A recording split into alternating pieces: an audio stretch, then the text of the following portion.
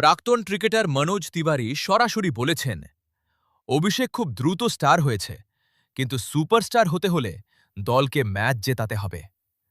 তার মতে, উইকেটের মূল্য না দিলে এমন ঢিলেঢালা শট খেলতেই হবে। ওয়েস্ট ইন্ডিজের বিরুদ্ধে ১০ রান করে আউট, সঙ্গে ২টি ক্যাচ মিস, এটা বড় ম্যাচের আগে ভালো বার্তা নয়। অন্যদিকে ইরফান পাঠান তুলেছেন টেকনিক্যাল সমস্যা।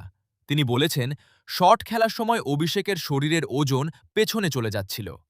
সামনের পায়ে ভর দিলে সে আরও সফল হতে পারে। এই টুর্নামেন্টে ৬ ম্যাচে মাত্র ৮০ রান, পরপর ৩ ম্যাচে ০। ফর্ম এখন বড় প্রশ্ন। ৫ মার্চ ইংল্যান্ডের বিরুদ্ধে সেমিফাইনাল। এই ম্যাচেই কি জবাব দেবেন অভিষেক শর্মা, নাকি সমালোচনাই আরও বাড়বে? আপনার মতামত কি? অবশ্যই আমাদের কমেন্টে জানান। যদি ভিডিওটি ভালো লাগে তাহলে আমাদের পাশে থাকবেন। আপনি ভালো থাকবেন, দেখা হবে পরের ভিডিওতে।